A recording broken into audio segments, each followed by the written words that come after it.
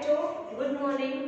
8वीं क्लास की Hindi medium science के थर्ड लेसन में एक बार फिर आप सभी का स्वागत है। पिछले लेक्चर में हमने देखा था कि पॉलिएस्टर और एक्रिलिक क्या होते हैं। इसके अलावा संश्लेषित रेशों के गुण धर्म भी हमने देखे थे। अब हम पढ़ने जा रहे हैं कि संश्लेषित रेशे आखिर बनते किस चीज के हैं। तो संश्लेषित रेशे जो है बेटा वो कार्बनिक बहुलक होते हैं। कार्बनिक बहुलक होते हैं किसके? जैसे कि कोयला है या फिर पेट्रो रसायन। देखो पेट्रो रसायन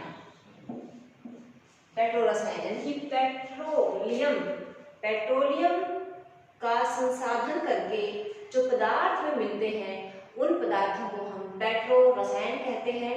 और उन पेट्रोकेमिकल्स का प्रयोग करके अलग तरीके से उनमें से संसाधन करके फिर हम उनसे संश्लेषित रेशे बनाते हैं।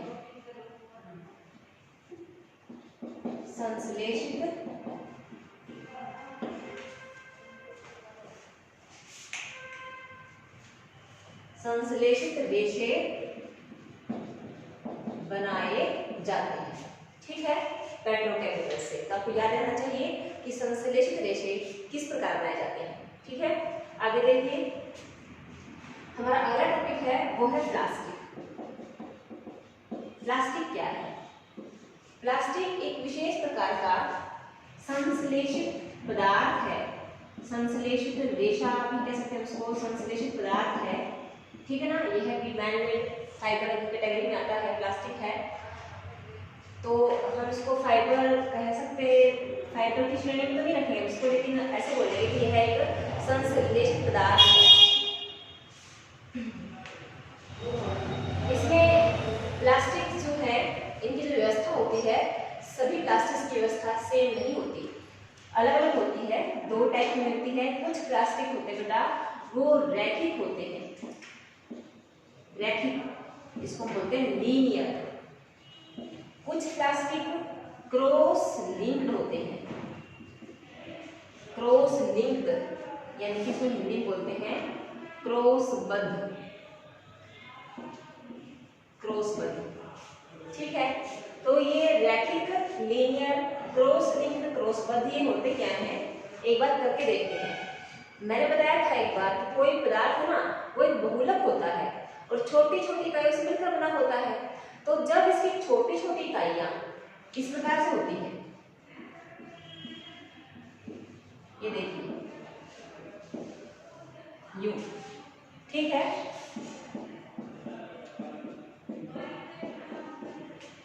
ऐसे होती है। एक ये हो गई,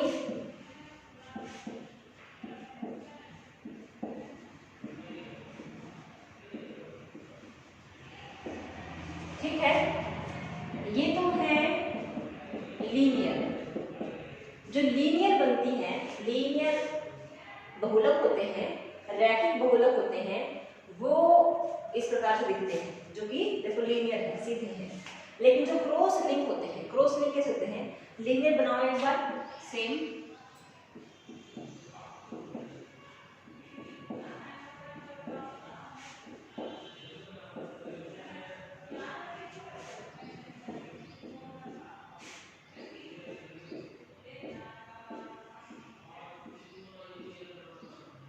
ठीक है। एक और लीनियर में से नीचे बनाइए,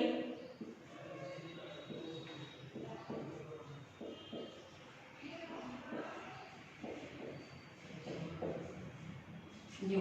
ठीक है, जब दो लीनियर संरचनाएं आपस में जुड़ी होती हैं,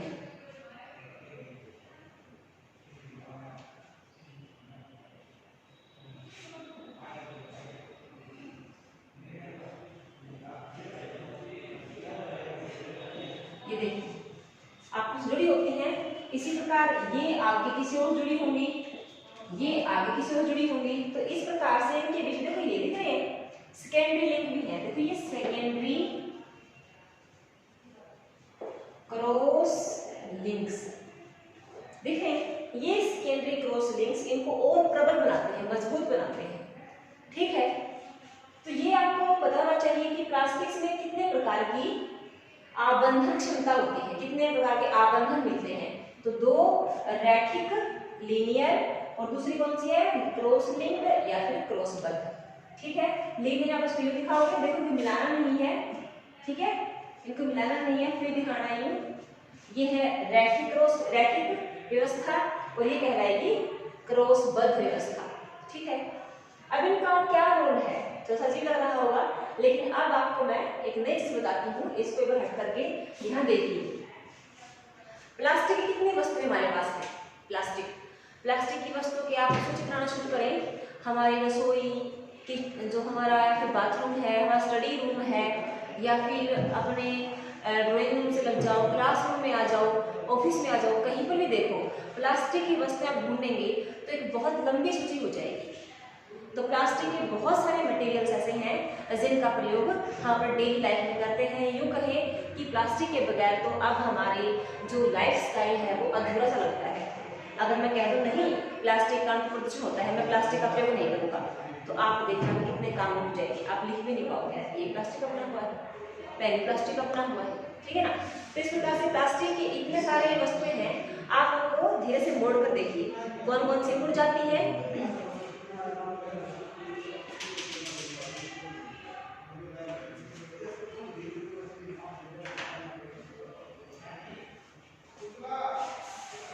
प्लास्टिक कौन सी वस्तुएं मुड़ जाती हैं, कौन सी नहीं मुड़ती हैं। ठीक है, कुछ ऐसे हैं जो आसानी से मुड़ जाती हैं, कुछ ऐसे हैं मोड़ने पर टूट जाती हैं। ठीक है ना, तो उस आधार पर प्लास्टिक को दो हिस्सों में बांटा गया है। एक बार आप देखें कि पानी की बोतल है, कभी आपने उसमें गर्म पानी या गर्म तेल डाला हो खाली बोतल में, तो देखो क्या हो जाता है, वो पिघल जाती है ना, ऐसे शेप बिगड़ जाती है, उसकी शेप विकृत हो जाती है। तो यानी कि जिन प्लास्टिक्स को हम गर्म करके नरम कर सकते हैं, ऊष्मा दे करके पिघलाया जा सकता है, उन प्लास्टिक्स को थर्मोप्लास्टिक कहा जाता है। थर्मोप्लास्टिक कहा जाता है, जैसे कि पॉलीथीन,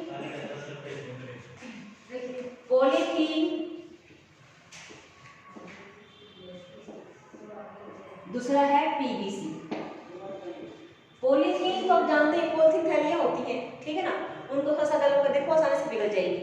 पीवीसी के पाइप होते हैं जो ये हम लोग ऊपर से पानी आता है उसका पाइप लाइन में प्रयोग करते हैं, या फिर जैसे हमारे घर में जैसे कि पानी की व्यवस्था होती है, फिटिंग होती है, वो पाइप होते हैं, पीवीसी लिखा होता है ऊपर, इसकी फुल फॉर्म होती है पी से पॉली, वी से विनाइल क्लोराइड, पॉलीविनाइल क्लोराइड। ठीक है ना, ये दो प्लास्टिक ऐसे हैं जो गर्म करने पर पिघल जाते हैं। अभी आपकी क्लास सिलेबस में दो ही हैं थर्मोप्लास्टिक्स। ठीक है, दूसरा जो टाइप है वो है थर्मोसेटिंग। थर्मोसेटिंग यानी कि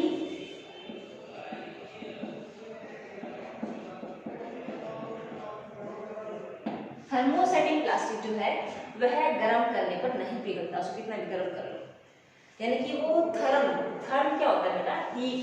थर्म क्या होता है, हीट के प्रति जो वो सेट है, हीट देने पर सेट हो चुका है एक बार, वह अब और पिघलेगा नहीं, उससे कुछ और पदार्थ नहीं बनाएंगे हम लोग, पिघलेगा ही नहीं, कैसे पदार्थ बना सकते हैं।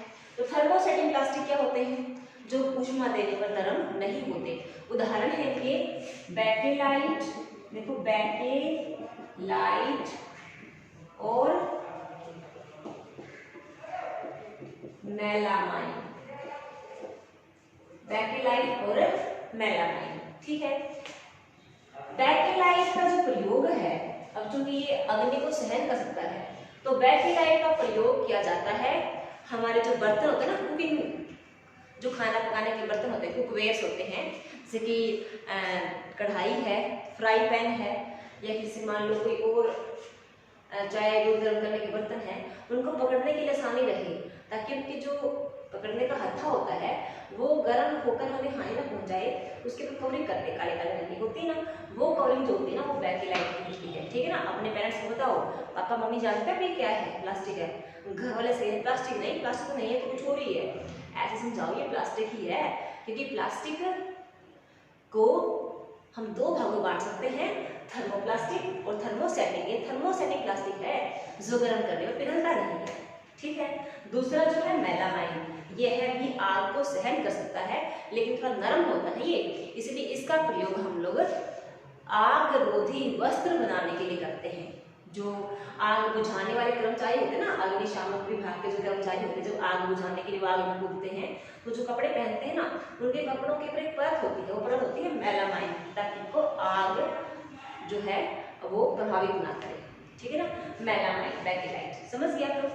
तो मेलामाइन बैकेलाइट थर्मोस्टैटिक प्लास्टिक। अब इनका और इनका क्या रिलेशन है, देखो बेटा, जो थर्मोप्लास्टिक होते हैं, थर्मोप्लास्टिक होते हैं उसमें रैखिक व्यवस्था होती है। एक लग मान लो पॉलीथीन है, मैं बताती हूँ आपको बेटा, बहुत आसान है। यहाँ से देखो एक बार, मैंने पहले बताया था, मान लो पॉलीथीन है, पॉलीथीन में क्या है, पॉली प्लस इथीन, मतलब बहुत सारे इथीन, एक इथीन, दूसरा इथीन, तीसरा इथीन, चौथा इथीन, पांचवा इथीन, बहुत सारे इथीन जुड़े हुए हैं, तो क्या बन गया, polythene. Poly means many, ethene तो पता जानते हैं आप लोग, एक रसायन होता है, केमिकल होता है। तो पॉलीथीन, बहुत सारे इथीन जुड़ करके पॉलीथीन बनाते हैं, ठीक है ना। तो यानी कि देखो पॉलीथीन क्या है, पॉलीथीन एक थर्मोप्लास्टिक है। तो थर्मोप्लास्टिक में कैसी व्यवस्था होती है, रैखिक व्यवस्था होती है, लीनियर व्यवस्था, ये है, देखिए, ठीक है ना। तो जैसे ही इनको हीट मिलती है, एक बार वो सेट पर रखा होता है, जैसे वो गर्मी मिलती है ना, हीट मिलती है, तो ये गर्म होकर के एक परत दूसरी परत के ऊपर आसानी से फिसल सकती है, गति कर सकती है, इसीलिए वह पदार्थ द्रव अवस्था में आ जाता है, ठीक है।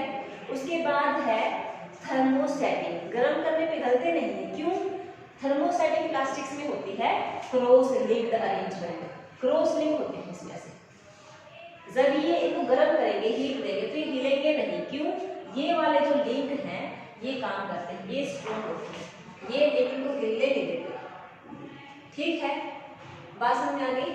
तो क्रॉस लिंक क्या होते हैं और रैखिक प्लास्टिक, रैखिक की व्यवस्था क्या होती है प्लास्टिक्स में, आपको समझ में आ गया। आगे देखते हैं,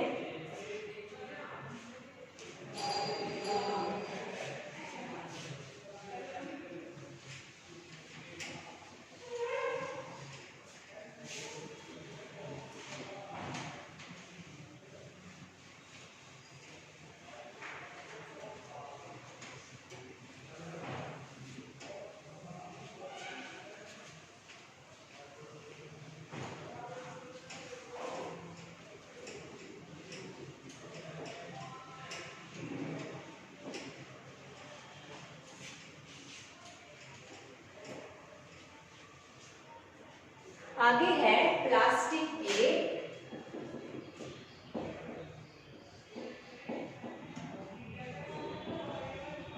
गुणधर्म, प्लास्टिक के गुणधर्म। पहला जो प्लास्टिक गुणधर्म है वह है कि प्लास्टिक प्रबल,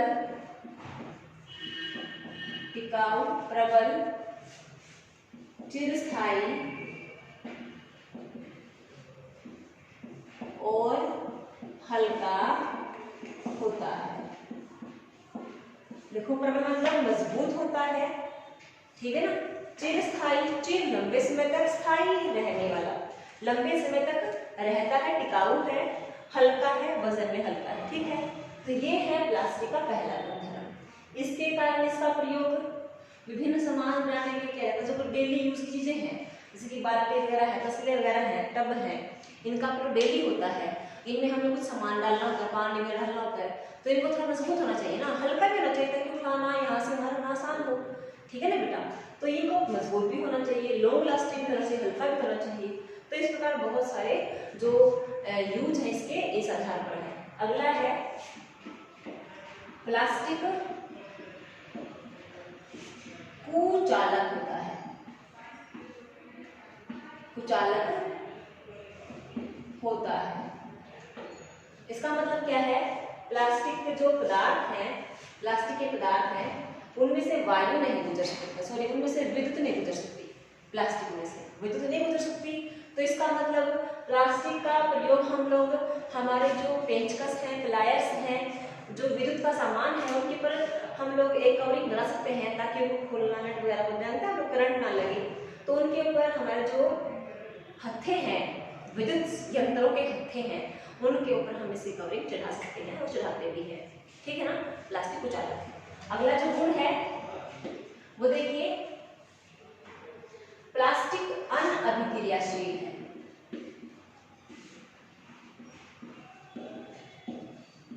प्लास्टिक अनअभिक्रियाशील है।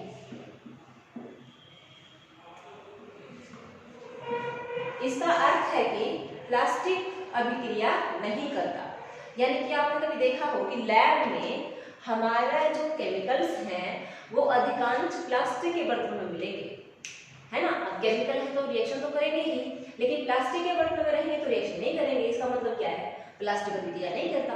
और देखो हमारे जो मुरब्बे हैं, अचार हैं, ठीक है ना, ये पदार्थ है कुछ, ये पदार्थ जो है वो खराब हो सकते हैं, जो खट्टे होते हैं, इनमें अम्ल होते हैं, कार्बनिक अम्ल होते हैं, ये बहुत जल्दी खराब हो सकते हैं, लेकिन ये खराब नहीं होते हैं। क्यों? क्योंकि वो प्लास्टिक के बर्तन में स्टोर होते हैं, प्लास्टिक या फिर कांच के बर्तनों में, डिब्बों में, क्योंकि प्लास्टिक और कांच दोनों ही अनअभिक्रियाशील होते हैं, ठीक है। तो हमने आज प्लास्टिक के गुणधर्म पढ़े, प्लास्टिक के प्रकार पढ़े, थर्मोसेटिक प्लास्टिक, थर्मोप्लास्टिक। उनमें दो प्रकार की व्यवस्था होती है, थर्मोप्लास्टिक में होती है रैखिक व्यवस्था होती है, थर्मोसेटिक में होती है क्रॉस लिंक्ड, ठीक है, क्रॉसबद्ध। और हमने प्लास्टिक के गुणधर्म देखे, प्रबल, चिरस्थायी, हल्का होता है, प्लास्टिक कुचालक होता है, प्लास्टिक अनअभिक्रियाशील होता है, ठीक है। आज के लेक्चर में इतना ही, आगे फिर मिलेंगे इसी के साथ। Thank you.